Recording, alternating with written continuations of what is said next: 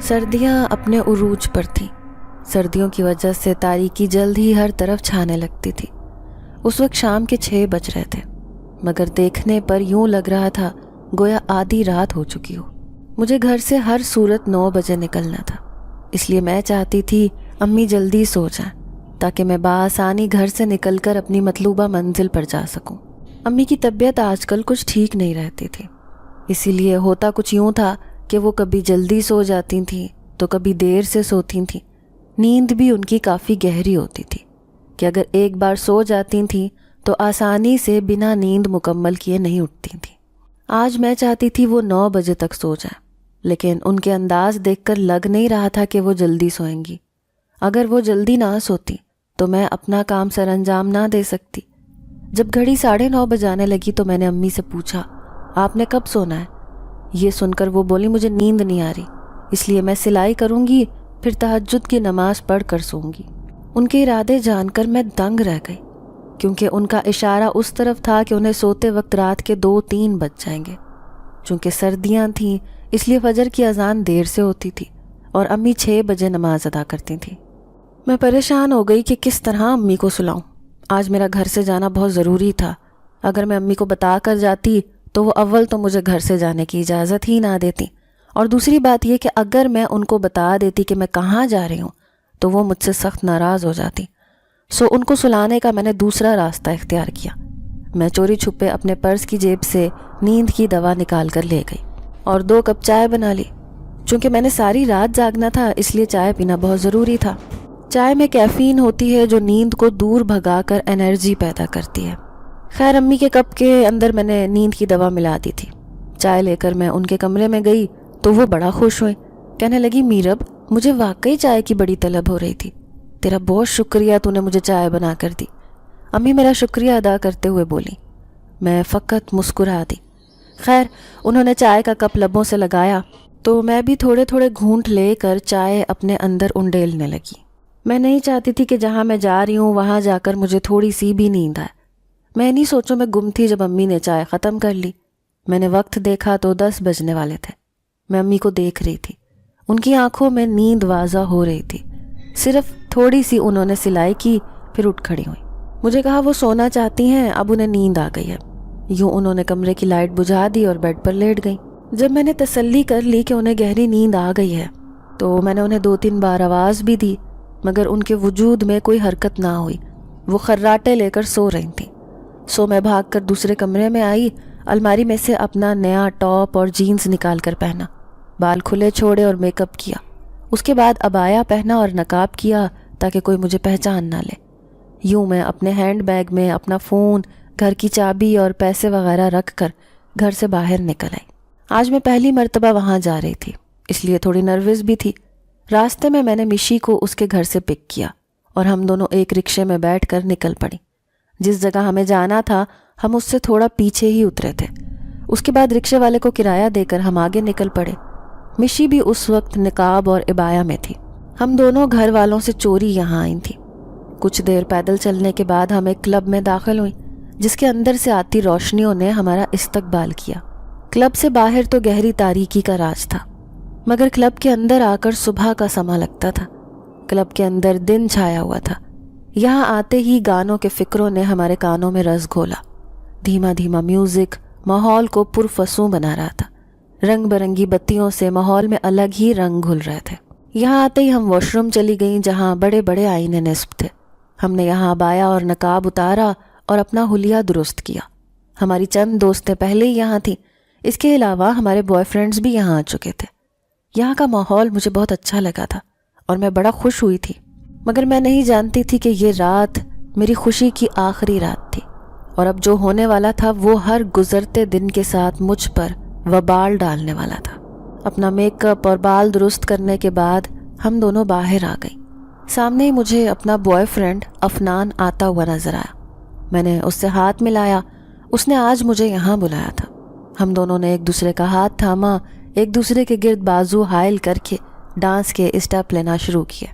وہاں سب لڑکے لڑکیاں آپس میں دوست تھے اور اسی طرح ہاتھوں میں ہاتھ ڈالے ڈانس کرنے میں مصروف تھے۔ ہمارے پیچھے کوئی انگلش سانگ لگا ہوا تھا۔ ڈانس کے بعد ہم دونوں باتیں کرنے چیئر پر بیٹھ گئے۔ वहाँ ایک ویٹر آیا جس نے ہمیں کولڈ ڈرنک سرو کی۔ میرے لیے یہ سب نیا تھا، اس لیے میں تھوڑا گھبرا رہی تھی، مگر پھر مجھے یہاں مزہ آنے لگا۔ میں نے فیصلہ کیا کہ اگلی مرتبہ بھی میں یہاں افنان کے کہنے پر ضرور آؤں گی۔ میرے علاوہ میری دوستیں، خاص طور پر مشی بھی اپنے بوائے فرینڈ کے ساتھ انجوائے کر رہی تھی۔ کافی دیر یہ محفل سجی رہی اور پھر رات کے 3 بجے سب لوگ اپنے اپنے گھروں کو نکل پڑے۔ میں نے دوبارہ عبایا اور نقاب کر لیا۔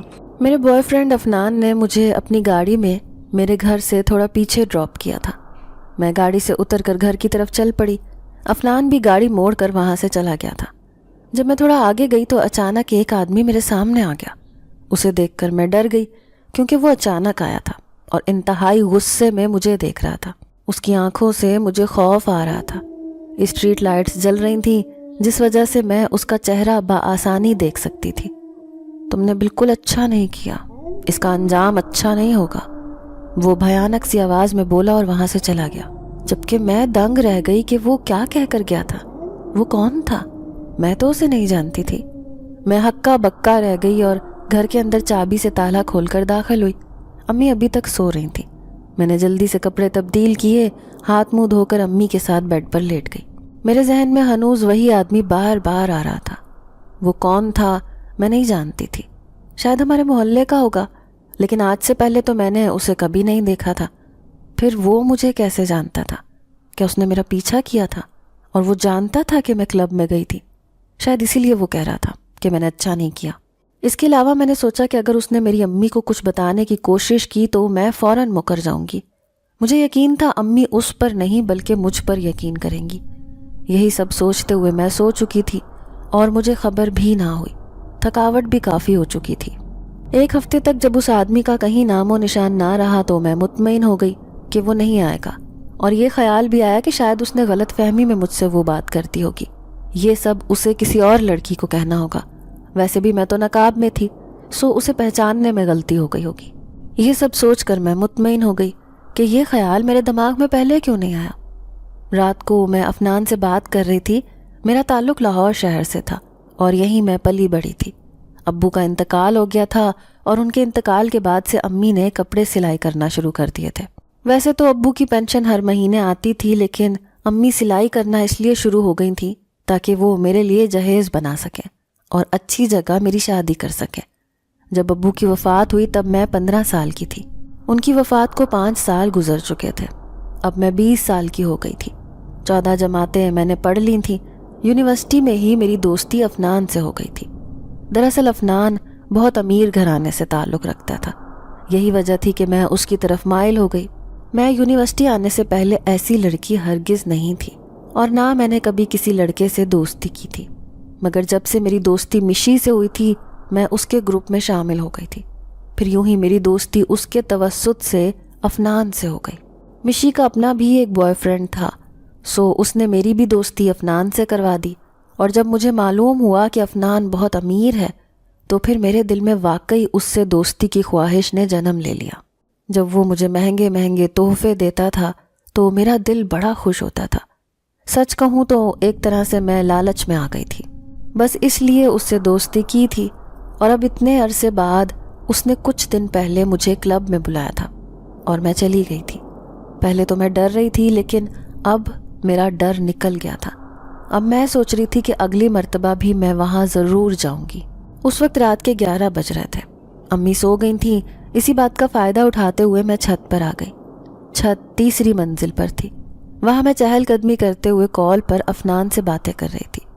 اس وقت ہر جگہ سناٹا چھایا ہوا تھا اور وحشت ناک ماحول بنا ہوا تھا۔ میرے گھر کے آس پاس درخت تھے اور چھت کے سامنے بھی ایک بڑا گھنا درخت تھا۔ بات کرتے کرتے اچانک میں کانپ اٹھی کیونکہ سامنے درخت پر کوئی وجود الٹا لٹکا ہوا نظر آیا۔ درخت کا میرے گھر سے فاصلہ تقریباً 10 سے 15 فٹ تھا۔ میں دہل کر رہ گئی۔ جب دوبارہ غور سے دیکھا تو وہاں کچھ نظر نہیں آیا۔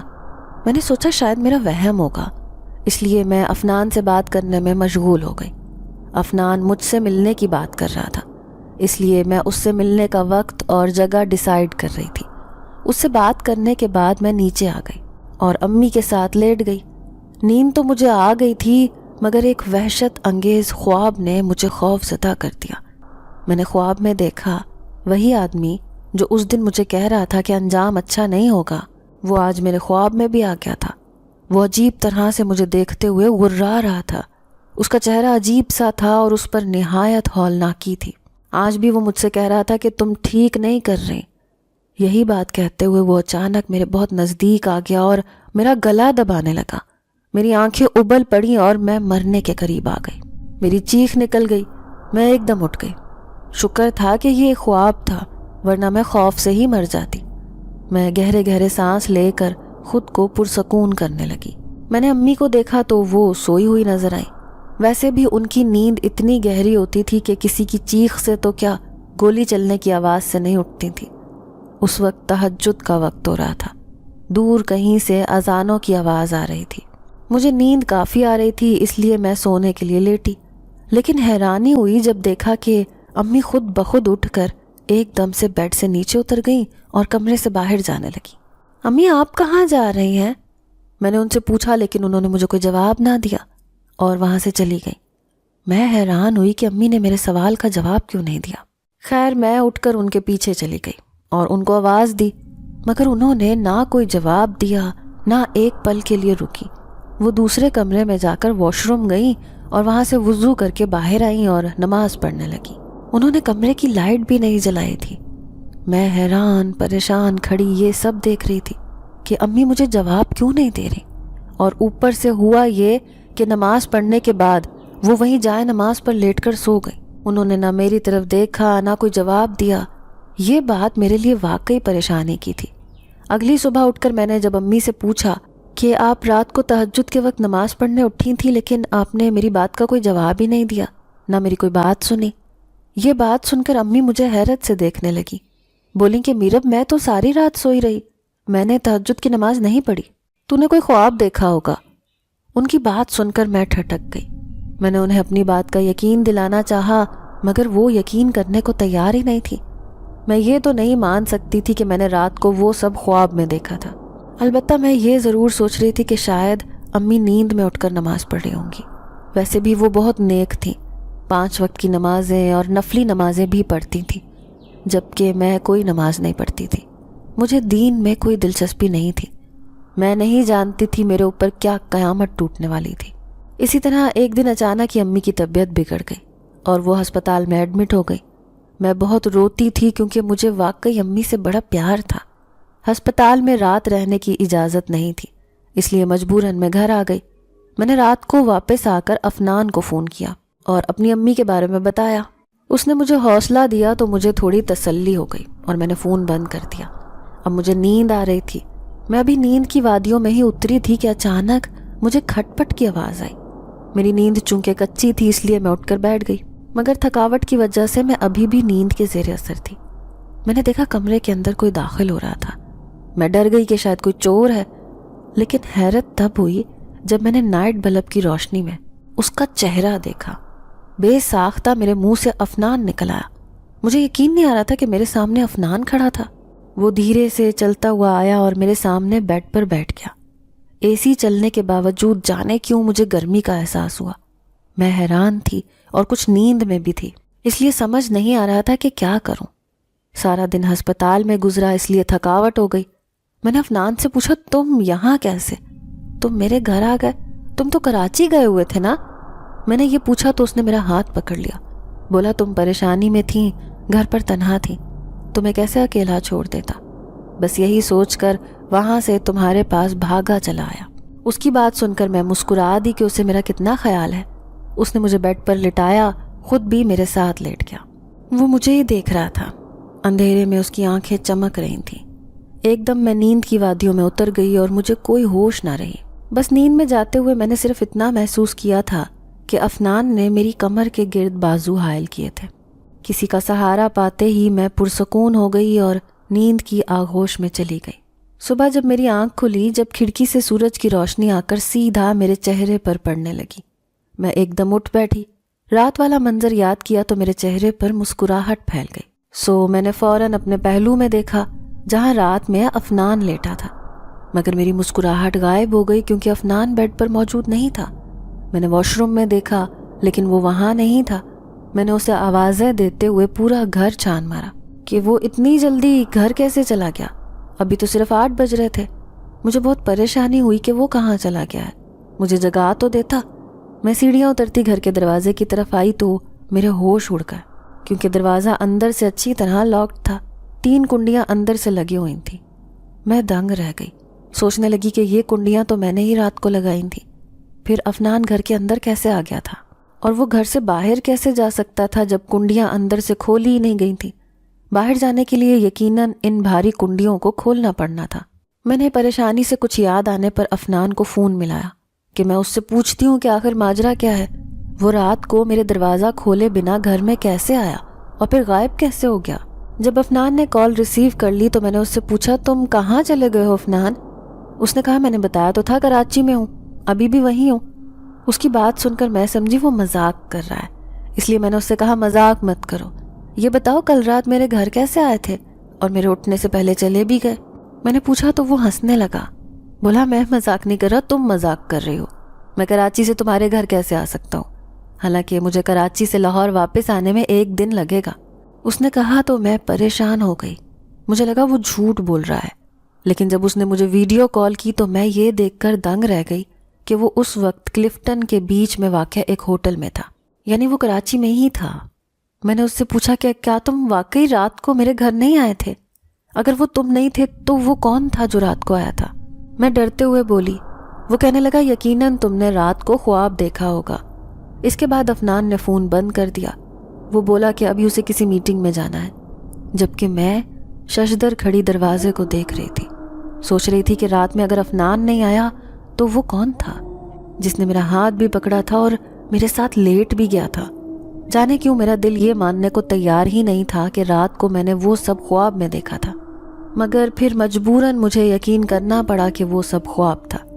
ویسے بھی افنان تو کبھی میرے گھر آیا ہی نہیں تھا، جب وہ پہلے کبھی نہیں آیا تھا تو رات میں کیوں آتا؟ 1 ہفتے کے بعد امی کی ڈیتھ ہو گئی، وہ مجھے اس دنیا میں چھوڑ کر جا چکی تھی، میں اکیلی رہ گئی۔ یہ صدمہ بہت گہرا تھا۔ کچھ دن رشتہ دار اور دوستوں وغیرہ نے دل بہلایا تو میں کافی حد تک صبر کے دائرے میں آ گئی۔ اب میں اکثر جب کبھی گھر میں ہوتی تو امی شدت سے یاد آتی تھی، کبھی کبھار دل بہلانے کی خاطر میں دوستوں کے گھر چلی جاتی تھی۔ پہلے تو امی مجھے رات کے وقت یا بلا ضرورت گھر سے باہر جانے پر ٹوک دیتی تھی، لیکن جب سے امی اس دنیا سے گئی تھیں اور میرے سر پر کسی کا سہارا نہیں رہا تھا، میں کچھ زیادہ ہی اڑنے لگی تھی۔ کئی دیر سہیلیوں کے ساتھ گھومتی رہتی، کبھی افنان کے ساتھ ریسٹورنٹ چلی جاتی، ہر مہینے ابو کی پینشن بھی آتی تھی۔ اب چونکہ امی نہیں تھی اس لیے سب کچھ میں نے ہی کرنا تھا۔ میں نے افنان سے کہا تھا کہ ہم شادی کر لیتے ہیں، لیکن وہ انکار کر گیا، بولا کہ جب تک میں ویل سیٹلڈ نہیں ہو جاتا گھر والے میری شادی نہیں کریں گے۔ اس نے مجھے سمجھایا تو میں خاموش ہو گئی۔ البتہ ابھی بھی ہم بغیر نکاح اور بغیر کسی رشتے کے آپس میں ملتے تھے۔ آج بھی میں افنان سے مل کر واپس آ رہی تھی، رکشہ نہیں مل رہا تھا اس لیے میں چوک تک پیدل چل کر آ رہی تھی۔ اچانک راستے میں سنسان علاقے سے گزرتے ہوئے سامنے وہی آدمی آ گیا جو عمر میں مجھ سے کافی بڑا تھا۔ ابھی بھی وہ انگارہ برساتی آنکھوں سے مجھے دیکھ رہا تھا۔ کہنے لگا تمہاری ماں مر گئی ہے لیکن ابھی بھی تمہیں عقل نہیں آئی، سنبھل جاؤ اور دین پر عمل کرو ورنہ پچھتاؤ گی۔ یہ کہہ کر وہ درختوں کے بیچ کہیں چلا گیا۔ میں تو حیران سی اپنی جگہ پر کھڑی رہ گئی کہ آخر یہ کون تھا اور میرے بارے میں کیسے جانتا تھا؟ اسے کیسے پتا چلا کہ میری امی کا انتقال ہو گیا تھا، اور اسے کیسے پتا کہ میں دین سے دور تھی؟ میں پریشانی میں یہی سب سوچتے ہوئے گھر آ گئی۔ مجھے کچھ سمجھ نہیں آ رہا تھا کہ آج کل میرے ساتھ ہو کیا رہا ہے۔ مجھے گھر میں بھی تنہا رہتے ہوئے وحشت سی ہونے لگی تھی۔ گھر میں کبھی کبھار ایسا محسوس ہوتا تھا جیسے میرے علاوہ بھی یہاں کوئی موجود ہے، مگر میں خود کو تسلی دیتی کہ ایسا کچھ نہیں ہے اور یہ سب میرا وہم ہے۔ آج رات بھی میں افنان سے بات کرتے ہوئے بیڈ پر لیٹی ہوئی تھی جب مجھے کسی کی آواز آنے لگی۔ مجھے یوں محسوس ہو رہا تھا جیسے یہ آواز میرے ہی گھر سے ساتھ والے کمرے سے آ رہی ہے۔ اس آواز پر غور کیا تو یوں محسوس ہوا جیسے کوئی قرآن مجید کی تلاوت کر رہا ہے۔ پھر میں نے سوچا شاید یہ آواز ساتھ والے گھر سے آ رہی ہے، کیونکہ میرے گھر میں تو میرے علاوہ کوئی ہے ہی نہیں۔ کسی کا قرآن مجید کی تلاوت کرنا تو بہت دور کی بات ہے، لیکن نہ جانے کیوں یہ تلاوت سن کر مجھے بہت سکون مل رہا تھا۔ جب آواز تیز ہو گئی تو مجھے تشویش ہونے لگی۔ میرا دل ڈر رہا تھا، اس لیے میں بیڈ سے اتری اور دوسرے کمرے میں جانے لگی تاکہ دیکھ سکوں کہ وہ آوازیں کیا واقعی ساتھ والے کمرے سے آ رہی ہیں یا کسی اور گھر سے۔ میں اٹھ کر دوسرے کمرے میں آئی اور دروازے کے ہینڈل پر ہاتھ رکھ کر اسے کھولنا چاہا، لیکن میرے ہوش اڑ گئے کیونکہ دروازہ لاک ہو چکا تھا۔ دروازہ اسی صورت لاکڈ ہو سکتا تھا جب اسے اندر سے لاک کیا گیا ہو۔ میں کانپنے لگی کہ اندر کوئی موجود تھا، کیونکہ تلاوت کی آواز تو اندر سے ہی آ رہی تھی۔ میں نے تو دروازہ باہر سے لاک نہیں کیا تھا۔ کون ہے؟ میں نے کانپتی آواز میں پوچھا، لیکن اندر سے مسلسل تلاوت کی آوازیں آ رہی تھیں۔ میں نے دروازہ کھولنے کی کافی کوشش کی لیکن دروازہ نہ کھلا، تو میں کمرے سے جا کر چابی لے آئی۔ میرا فون بیڈ پر ہی پڑا رہ گیا۔ چابی لا کر میں نے دروازے کے لاک میں پھنسائی، مگر پھر بھی لاک نہ کھلا، حالانکہ یہ چابی اسی دروازے کی تھی۔ اب اندر سے تلاوت کرنے کی آواز آنا بند ہو گئی تھی۔ اب جیسے ہی میں نے چابی لاک میں ڈال کر گھمائی، دروازہ کھل گیا۔ میں نے کانپتے ہوئے اندر جھانکا، لیکن اندر تو کوئی نظر نہیں آیا، پورا کمرہ خالی تھا۔ میں نے واش روم میں بھی دیکھا، فرنیچر بھی چھان مارا، لیکن کمرے میں کوئی نہیں تھا۔ پھر وہ کون تھا جو کمرے میں تلاوت کر رہا تھا؟ ڈر کے مارے میں رونے لگی اور اپنے کمرے میں آ کر دروازہ بند کر دیا۔ اب مجھے ڈر لگ رہا تھا۔ میں نے افنان کو فون ملایا، اسے اپنے ڈر کے بارے میں بتایا اور ہر چیز اس کے گوش گزار کر دی، تو وہ ہنسنے لگا۔ بولا، لگتا ہے تم اپنی امی کی وفات کے غم میں ہو، اسی لیے الٹی سیدھی چیزیں محسوس ہو رہی ہیں تمہیں۔ پریشان ہونے کی ضرورت نہیں ہے، یہ سب تمہارا وہم ہے۔ افنان کی بات سن کر مجھے سخت مایوسی ہوئی۔ وہ تو میری کسی بات پر یقین کرنے کو تیار ہی نہیں تھا۔ بڑی مشکل سے مجھے اس رات نیند آئی، اور پھر یہ سلسلہ ختم نہیں ہوا بلکہ شروع ہو گیا۔ کبھی مجھے اپنے کمرے میں کوئی چلتا پھرتا محسوس ہوتا، کبھی چھت پر کسی کے گھرانے کی آواز آتی، کبھی سامنے درخت پر کوئی الٹا لٹکا ہوا نظر آتا، کبھی شیشوں پر خون لگا ہوتا۔ میں اس گھر میں اکیلی رہ کر بہت وحشت میں آ چکی تھی۔ جب بھی میں افنان کو اپنے ساتھ ہونے والے واقعات کا بتاتی تو وہ یقین نہ کرتا، الٹا مجھے سمجھاتا کہ یہ تمہارا وہم ہے، امی کی وفات کی وجہ سے تم صدمے میں ہو۔ اب تو میں نے اسے بتانا ہی چھوڑ دیا تھا۔ البتہ مجھے یقین آ گیا تھا کہ اس گھر میں آصیب ہے۔ یہی سب سوچتے ہوئے میں بیمار پڑ گئی۔ مجھے 104 بخار تھا۔ مجبوراً ڈاکٹر سے میڈیسن لے آئی۔ ان دنوں افنان بھی ضد کر رہا تھا کہ میں اس سے اکیلے میں ملوں، لیکن میرا بالکل دل نہیں تھا اس سے ملنے کا، کیونکہ میرے ساتھ جو واقعات ہو رہے تھے انہوں نے مجھے پریشان کر کے رکھ دیا تھا۔ چونکہ دوا میں نیند کی گولی تھی، اس لیے میں جلدی سو گئی، لیکن آدھی رات کو مجھے یوں محسوس ہوا جیسے کوئی میرے اوپر آ کر جھکا ہے۔ میں نے نیند میں بمشکل آنکھیں کھولیں تو ہوش اڑ گئے، کیونکہ میرے اوپر کوئی عجیب سی مخلوق جھکی ہوئی تھی، جس کی آنکھوں کی پتلیاں غائب تھیں۔ اس کی آنکھیں سرخ ہو رہی تھیں۔ اس نے اپنی زبان نکالی اور میری پیشانی پر پھیرنے لگا۔ ڈر کے مارے میں بے ہوش ہو گئی۔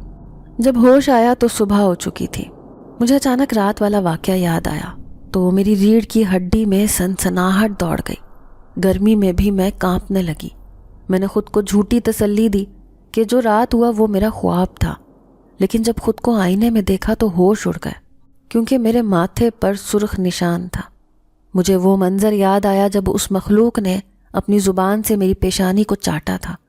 اب تو شک کی گنجائش باقی نہیں رہی تھی کہ وہ سب میرا وہم ہے۔ مجھے 100% یقین تھا کہ اس گھر میں کچھ ہے۔ چاہ کر بھی میں افنان کو اس بارے میں نہ بتا پائی، کیونکہ مجھے معلوم تھا وہ مجھ پر یقین نہیں کرے گا، بلکہ الٹا میرا مذاق اڑائے گا۔ مجھے ہر وقت یوں محسوس ہوتا تھا جیسے میں کسی کی نگاہوں کے حصار میں ہوں۔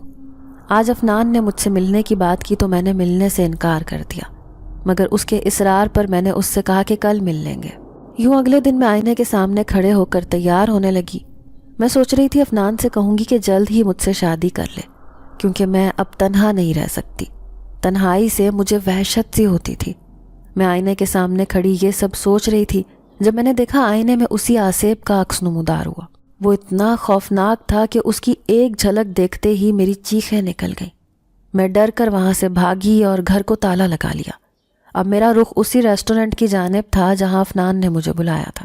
میں دل میں رو رہی تھی کہ یہ منحوس آصیب پتہ نہیں کہاں سے میرے پیچھے پڑ گیا۔ اچھی بھلی میں زندگی گزار رہی تھی۔ اگر امی ہوتی تو میں اتنی تنہا نہ ہوتی اور نہ مجھے اس منحوس آصیب سے ڈر لگتا۔ امی کو یاد کرتے ہوئے میں رو پڑی۔ ٹیکسی میں بیٹھ کر میں ریسٹورنٹ پہنچ گئی۔ وہاں افنان پہلے سے موجود تھا۔ میں نے سوچ لیا تھا کہ اس کو بالکل بھی کچھ نہیں بتاؤں گی۔ میں نہیں چاہتی تھی وہ میرا مذاق اڑائے۔ مگر جانے کیوں جب اس نے مجھ سے میری طبیعت پوچھی اور میرے ماتھے پر اس سرخ نشان کے بارے میں پوچھا تو میں بے ساختہ رونے لگی۔ افنان نے خیریت پوچھا تو میں نے اسے اپنی سارا حال دل سنا دیا۔ مجھے اب لگ رہا تھا وہ میرا مذاق اڑائے گا، لیکن سخت حیرت ہوئی جب وہ بولا کہ مجھے تمہاری باتوں پر یقین ہے، اب تمہیں میں ہرگز اکیلا اس گھر میں نہیں چھوڑ سکتا۔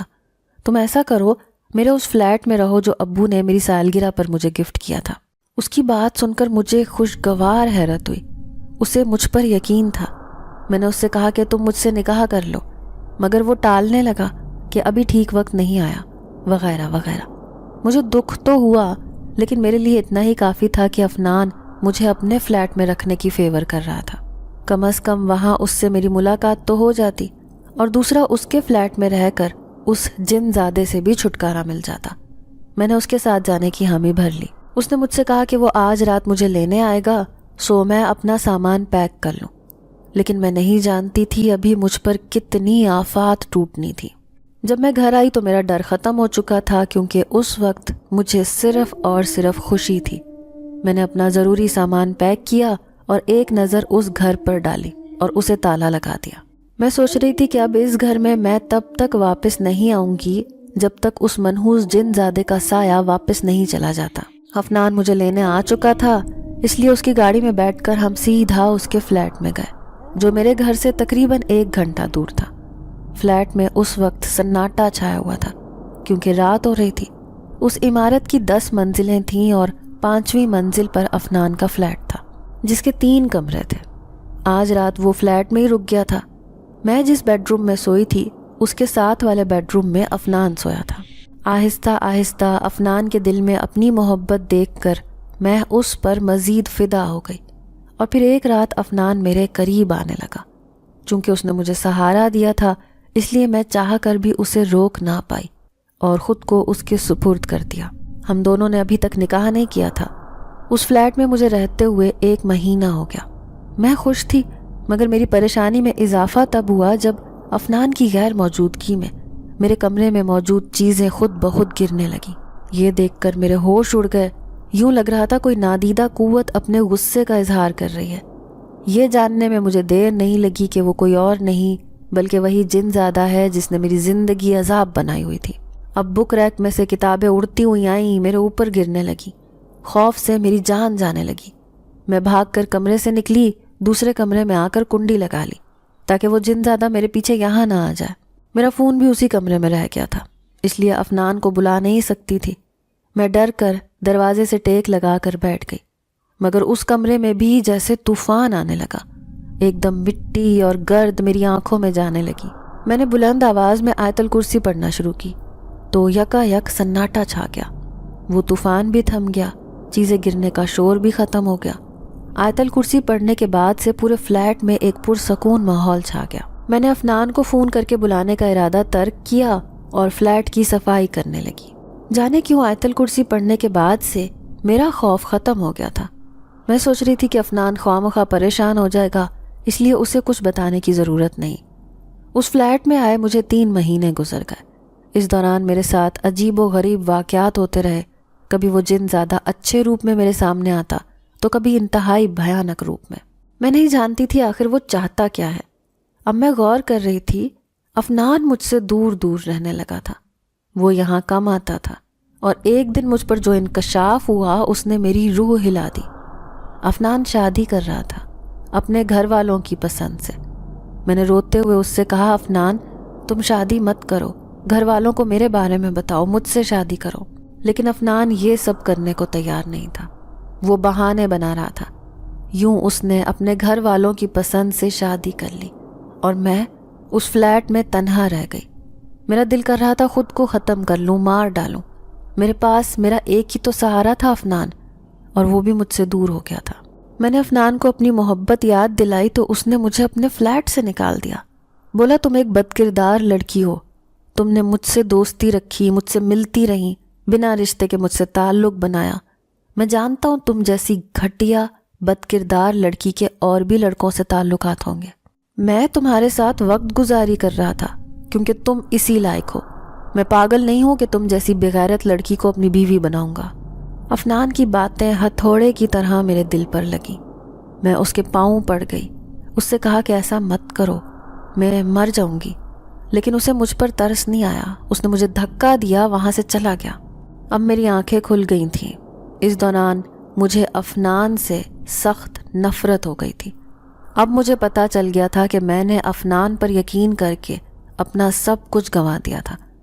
میں روتی ہوئی، اجڑی ہوئی حالت میں اپنے گھر واپس آ گئی، اسی گھر میں جس میں خوفزدہ ہو کر میں گئی تھی۔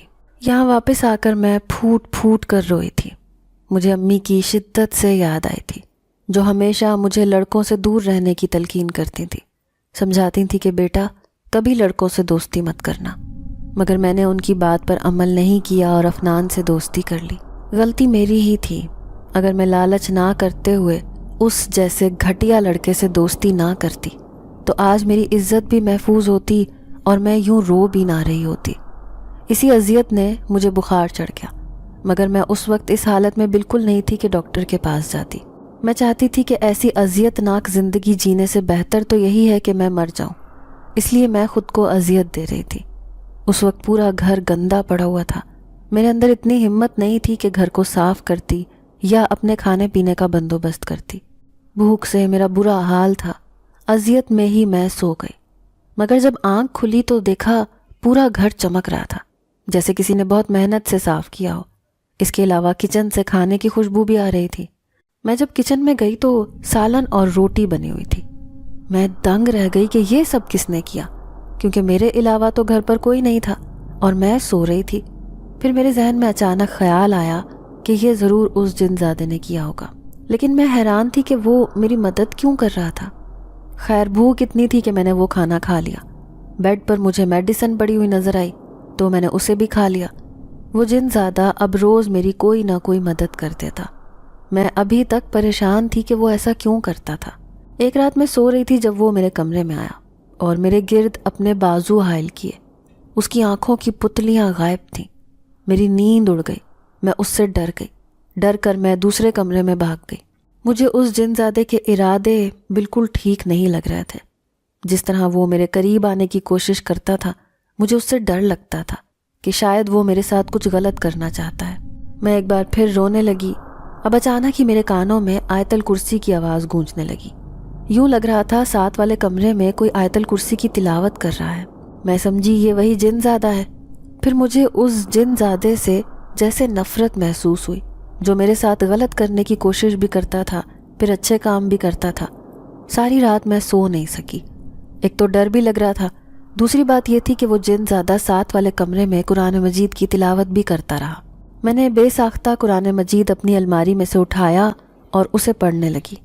آج پہلی مرتبہ میں اتنے دل سے قرآن پڑھ رہی تھی اور اسے پڑھ کر مجھے اتنا سکون ملا کہ میں گہری نیند سو گئی۔ اس دن کے بعد میں روز قرآن مجید پڑھتی اور اب اس گھر میں اس جن زادے کا کوئی نام و نشان نہیں تھا۔ مجھے معلوم تھا یہ سب اللہ سے دعا کا نتیجہ ہے، اس لیے اب میں نمازیں بھی پڑھنے لگی۔ مجھے یقین تھا وہ ڈر کر بھاگ گیا تھا، کیونکہ اللہ کے کلام میں بہت برکت ہوتی ہے۔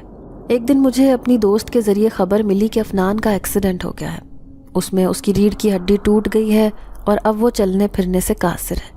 اس کی معذوری کو دیکھ کر اس کی بیوی اس سے خلا کا مطالبہ کر رہی ہے۔ یہ سن کر مجھے بہت خوشی ہوئی کہ افنان جیسے گھٹیا شخص کے ساتھ ایسے ہی ہونا چاہیے تھا۔ مجھے افنان سے بالکل بھی ہمدردی محسوس نہیں ہو رہی تھی، کیونکہ میں اب اس سے سخت نفرت کرتی تھی۔ اس رات مجھے بہت پرسکون اور خوشی کی نیند آئی کہ میرے مجرم کو اس کے کیے کی سزا مل گئی تھی۔ میں یوں ہی آنکھیں بند کر کے سو گئی۔ ابھی مجھے سوئے ہوئے بمشکل 1 گھنٹہ ہی ہوا تھا کہ کسی کی دل دہلا دینے والی چیخ سنائی دی۔ صرف ایک چیخ ہی نہیں، مسلسل مجھے کئی چیخیں سنائی دی۔ میں ڈر کر اٹھ گئی۔ یہ آواز ساتھ والے کمرے سے آ رہی تھی۔ میں دنگ رہ گئی اور پھر ہمت کر کے اٹھی، چپکے سے دروازے سے اندر جھانکا تو ہوش اڑ گیا۔ کمرے میں 2 جنزاد کھڑے تھے، ایک کھڑا تھا اور ایک بیٹھا ہوا تھا۔ کھڑے والے جنزادے نے اپنے ہاتھ کی مٹھی سے کوئی سفوف نکالا اور بیٹھے ہوئے جنزادے کے اوپر چھڑکا تو وہ تڑپتے ہوئے چیخیں مارنے لگا اور بہت جلد اس کا وجود ہوا میں تحلیل ہو گیا۔ یہ منظر دیکھ کر میں ڈر گئی اور اپنے کمرے میں بھاگی۔ قرآن مجید کی تلاوت اونچی آواز میں کرنے لگی تاکہ وہ جن زادہ بھاگ جائے۔ مجھے لگ رہا تھا کہ اگر وہ جن زادہ میرے کمرے میں پہنچ گیا تو مجھے مار ڈالے گا۔ لیکن ہوش میرے تب اڑے جب وہ دروازے کے آر پار ہو کر کمرے میں آ گیا۔ میں ڈر رہی تھی، اس کے آگے ہاتھ جوڑتے ہوئے زندگی کی بھیک مانگ رہی تھی کہ مجھے مت مارو۔ میری فریاد سن کر وہ مسکرا دیا، بولا میں نے تمہاری زندگی بچانے میں مدد کی ہے، میں کس طرح تمہیں مار سکتا ہوں، تم مجھے اپنا دوست اور ہمدرد سمجھو۔ اس کے نرم لہجے پر میں حیرت سے اسے دیکھنے لگی۔ وہ مسکراتا ہوا میرے پاس آ کر بیٹھ گیا اور اس نے مجھے کچھ بتانا شروع کیا۔ وہ بولا میرا نام حارث ہے اور میرا تعلق جنات کے قبیلے سے ہے، کیونکہ میں بھی ایک جن زادہ ہوں۔ مجھے شروع سے انسانوں سے بہت پیار تھا، میں اکثر انسانوں کی دنیا میں گھومتا رہتا تھا۔ میں نے اپنا ٹھکانہ تمہارے گھر کے سامنے والے درخت پر بنایا ہوا تھا، میں وہاں رہتا تھا، اللہ کی عبادت کرتا تھا۔ میں تہجد کی نماز پڑھنے اٹھتا تھا تو دیکھتا تھا تمہاری امی بھی نماز پڑھ رہی ہیں، مجھے یہ بات بہت پسند آتی تھی، لیکن پھر دکھ ہوتا تھا کہ تم کیوں نماز اور تہجد نہیں پڑھتی۔ اس وقت تم 15 سال کی تھی جب مجھے تم سے شدید محبت ہو گئی تھی۔ اس وقت تمہارے ابو اس دنیا سے چلے گئے تھے اور میرا دل کر رہا تھا کہ تمہیں حوصلہ دوں، تمہارے آنسو صاف کروں، لیکن میں ایسا نہ کر سکا۔ جب مجھے لگا کہ میرا تم سے پیار شدت پکڑ رہا ہے تو میں پریشان ہو گیا، کیونکہ یہ ٹھیک بات نہیں تھی۔ ہم مسلمان ہیں، ہمارے دین میں جنات اور انسان میں محبت کی کوئی گنجائش نہیں ہے، اس لیے میں واپس اپنی دنیا میں چلا گیا، کیونکہ میں اپنی حدود نہیں توڑنا چاہتا تھا۔ کئی سال بعد میرا دل کیا کہ تم سے ملنے کو، تو میں واپس آ گیا، لیکن میں نے دیکھا کہ تم پہلے جیسی معصوم نہیں رہی، بلکہ تم نے کسی لڑکے سے دوستی کر لی ہے اور تم اس کے ساتھ جانے کہاں کہاں جاتی ہو۔ اس لیے اس رات میں روپ بدل کر تمہارے پاس آیا تاکہ تمہیں خبردار کر دوں۔ میں تمہیں اپنی اصلیت نہیں بتا سکتا تھا، اس لیے تمہیں خبردار کر کے وہاں سے چلا گیا، لیکن تم نے میری کوئی بات نہ سنی۔ کئی دفعہ اشاروں سے میں نے تمہیں نماز قرآن کی طرف راغب کرنا چاہا، مگر تم پر کوئی اثر نہ ہوا۔ میں بلند آواز سے قرآن پڑھتا تھا کہ شاید تمہارا دل نرم پڑے اور تم قرآن اور اللہ کو یاد کرو، کیونکہ تمہارے دین سے دور ہونے کی وجہ سے اس کافر جن زادے کو تم پر قابض ہونے کا موقع مل گیا۔ وہ تمہارے قریب آنے کی کوشش کرتا تھا، تمہیں پریشان کرتا تھا تاکہ تمہیں اپنے ساتھ اپنی دنیا میں لے جائے اور تمہارا غلط استعمال کرے۔ میں نے اسے روکنے کی بہت کوشش کی، مگر وہ مجھ سے طاقتور تھا۔ ہم دونوں کے درمیان ایک جنگ چھڑ گئی تھی۔ میں تمہیں اس سے بچانے کی کوشش کرتا تھا، لیکن وہ پھر تمہارے قریب آنے لگتا، تمہیں خوف زدہ کرتا۔ اسے بھگانے کی خاطر میں تمہارے گھر میں قرآن کی تلاوت کرتا، جسے سن کر وہ وقتی طور پر بھاگ جاتا تھا، مگر ایک دن اس نے مجھے اپنی طاقت سے قید کر لیا اور میں تمہیں آگے کے حالات کے بارے میں خبردار نہ کر سکا، اور تم اس مکار انسان افنان کے پاس چلی گئی، اور اس جن زادے نے تمہارے وجود میں داخل ہو کر تم سے غلط کام کروائے اور تمہیں افنان کے آگے بے بس کر دیا۔ میں نے اس قید میں رہ کر دن رات اللہ سے دعا مانگی اور اس نے مجھے اس کافر جن زادے کی قید سے آزاد کروا دیا۔ میں نے اپنے قبیلے کے نیک بزرگ سے ایک صفوف تیار کروایا اور آج میں نے اس کافر جن زادے کو اس صفوف کے ذریعے مار ڈالا جو انسانوں کو تنگ کرتا ہے اور ان کے ساتھ برا کرتا ہے۔ وہ اپنی باتیں مکمل کر چکا تھا جبکہ میں ہکا بکا رہ گئی۔ اب مجھے سمجھ آیا تھا کہ یہ حارث جن زادہ میری مدد کرتا تھا اور وہ برا جن زادہ مجھے خوف زدہ کر کے ڈرا کے میرے ساتھ برا کرنے کی کوشش کرتا تھا۔ مسلمان جن زادے حارث نے بتایا کہ اگر تم نماز قرآن پڑھتی تو وہ جن زادہ تمہاری زندگی میں داخل نہ ہو پاتا۔ تم اللہ سے دور تھی، اس لیے اس جن زادے کو تمہیں تنگ کرنے کا موقع ملا۔ اگر تم نے اب نماز قرآن اور اللہ کا ذکر مستقل طور پر کرنا نہ شروع کیا تو مزید برے جنات تم پر حملہ کریں گے، کیونکہ تمہارے گھر کے سامنے 2 اور درخت ہیں اور ان پر کافر جنات کا بسیرا ہے۔ اگر انہوں نے کبھی تمہیں بے پردہ دیکھ لیا تو وہ تم پر حاوی ہونے کی کوشش کریں گے۔ اس جن زادے نے میری آنکھیں کھول دی تھیں اور اب مجھے اپنی غلطی نظر آئی تھی۔ اگر میں نماز پڑھتی، قرآن پڑھتی، اللہ کا ذکر کرتی تو اس برے جن زادے سے بھی محفوظ رہتی اور افنان بھی میرا فائدہ نہ اٹھا پاتا۔ میں یہ سوچ کر رونے لگی کہ میں نے ہمیشہ اللہ کی نافرمانی کی تھی، لیکن اس کے باوجود اس نے مجھے تنہا نہیں چھوڑا تھا، افنان سے میرا بدلہ لیا تھا اور اس نیک جن زادے کو میری زندگی میں بھیجا تھا اور برے جن زادے سے میری جان بچائی تھی۔ اسی لمحے میں نے اللہ سے وعدہ کیا، میں اب ساری نمازیں ہمیشہ پڑھوں گی۔ میری بات سن کر وہ حارث جن زادہ بھی خوش ہوا بہت جلد اس جن زادے نے ایک اچھے انسان سے میری شادی کروا دی اور پھر اپنی زندگی میں واپس لوٹ گیا۔ مجھے اچھی طرح یقین ہو چکا تھا کہ وہ جن زادہ مجھ سے واقعی سچی محبت کرتا تھا، اس لیے تو اس نے ہمیشہ میری مدد کی تھی، اور اس کی محبت اتنی سچی تھی کہ اللہ کی حدود کو قائم کرتے ہوئے اس نے میرے بجائے ایک جن زادی سے ہی شادی کی تھی۔ حارث جن زادے نے کبھی مجھے چھوا بھی نہیں تھا۔ میں خواہش کرنے لگی کہ کاش میں بھی اللہ سے اتنی ہی محبت کرنے لگوں جتنی حارث جن زادے کو تھی۔ اب میں راتوں کو اٹھ کر تہجد پڑھتی تھی، اور ہادی جیسے نیک لڑکے سے شادی کرنے کے بعد میری دنیا خوبصورت ہو گئی تھی، اور اب میں اللہ کا شکر کرتی تھی کہ عفنان جیسے دھوکے باز انسان سے میری جان چھوٹ گئی۔ اگر آپ میری جگہ ہوتی تو آپ کیا کرتی؟